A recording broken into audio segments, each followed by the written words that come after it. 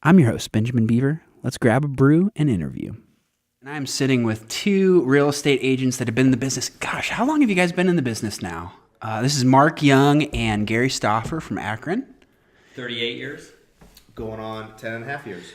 Wow, man, you guys have been in this for a while. So you guys actually worked together for a long time, and I would just love to hear some of your stories with working each other. How about you, Gary? I'm sure you got some great stuff on Mark.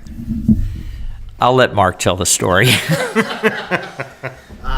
right, here you go. So I was in the business for probably 2 or 3 months, and at the time there was we had a postage meter in the front, and I wanted to send out a bunch of mailers, and so I went up to get what we at the time was basically a code if you're an agent, so that whenever you send anything through the mail system, they would be able to say, okay, Mark spent X amount, whatever. So they said, well, you can't because of the commission split that you're on. I said, what do you mean? They said, well, because you're a new agent, and there was a variety of reasons that because of the circumstances, and you're a new agent, you don't have a code. So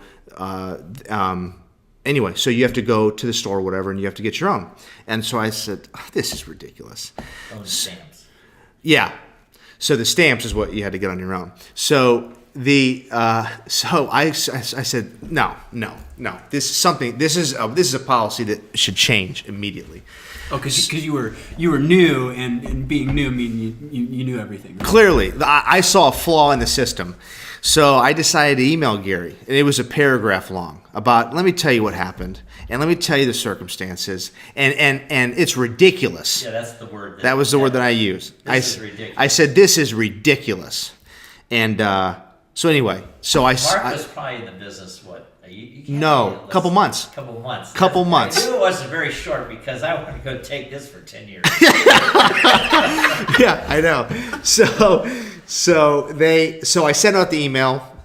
15 minutes, an hour goes by, something like that. I get a phone call, the office manager walks back and says, "Hey, Mark, Gary's on line 1."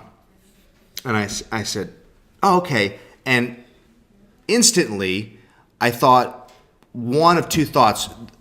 The first thought was, I wonder why he's calling. And then immediately I thought, oh, I know he's calling because we're going to change this policy.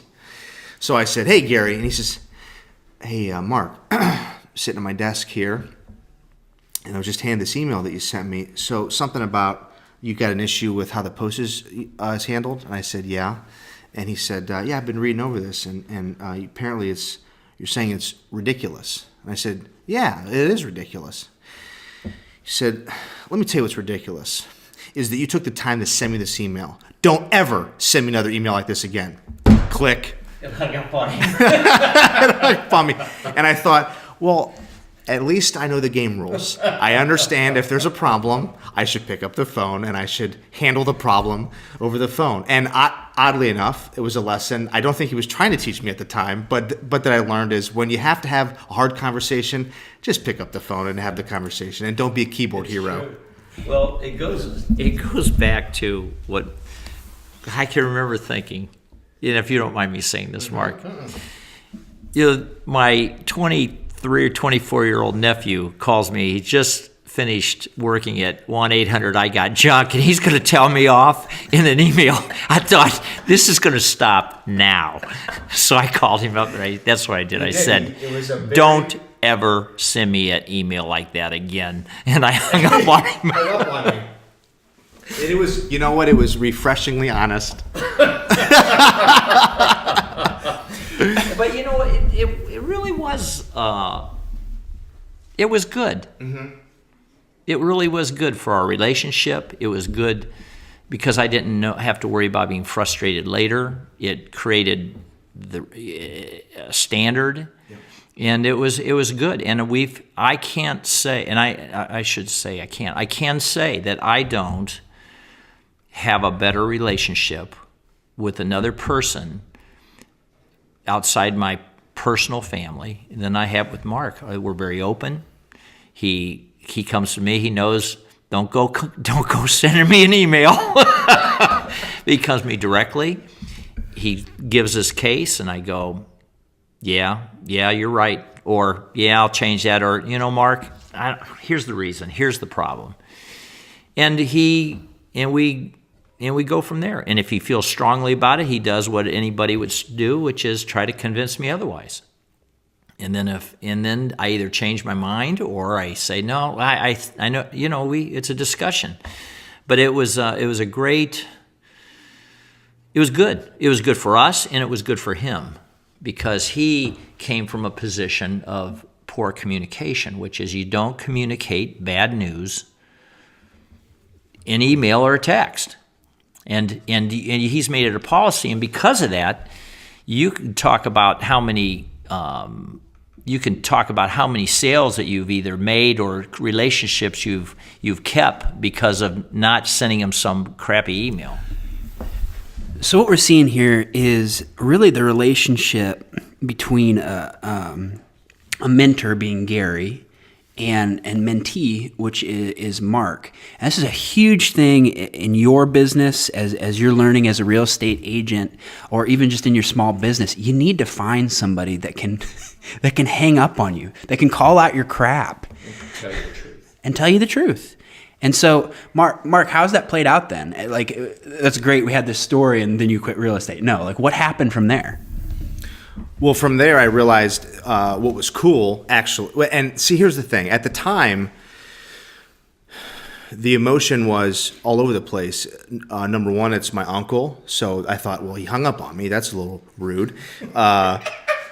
And so there, I think on the immediate, it was more of an intense irritation. Like, what are you talking about? I was trying to fix a problem, and you hung up on me.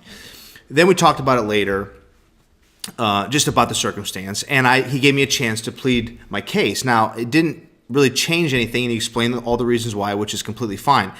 But what I learned from it was you handle problems over the phone, you handle problems in person, you be direct, you don't have to use adjectives like ridiculous. What's ridiculous is the email, right? No, but to be extreme, but to prove the point, what's ridiculous is hearing that that there's a tragedy that happens that shouldn't have happened. I mean, if you're going to use the word ridiculous, use it right. And so whether it's talking to my wife or talking to my uncle or talking to my friends or my kids, specifically in the industry, when I'm talking to my clients, I say what I mean. Yeah. So when I say things like, I really believe that this is the best offer you're going to get, hopefully at that point, the relationship is such that they know that I wouldn't say that if I didn't actually mean it. Well, that is fantastic, guys. Thanks for coming on AgentBrew. You guys, just to kind of give a shout out to you guys are doing a coaching, some kind of coaching material, right? So, Mark, you want to tell us a little bit more about that? Yeah. So we are we're creating what we hope is a really cool experience for agents. Which is called the Agent Experience. And so what it does is it takes the lessons that Gary has learned throughout his career, the lessons that he has taught me, along with lessons that I've learned on my own, and trying to impart that to agents to do one thing, which is to help them to think right. And if they think right, they will be successful. And if they're successful, that means that the client will win and the public will win, and we'll have a better industry because of it. myagentexperience.com. So make sure to go over there, and you can listen to podcasts from Gary as well as some videos of Mark. Mark's got a great face for radio, but it's even better in person. So make sure to check those guys out. And thank you, gentlemen, for being on Agent Brew.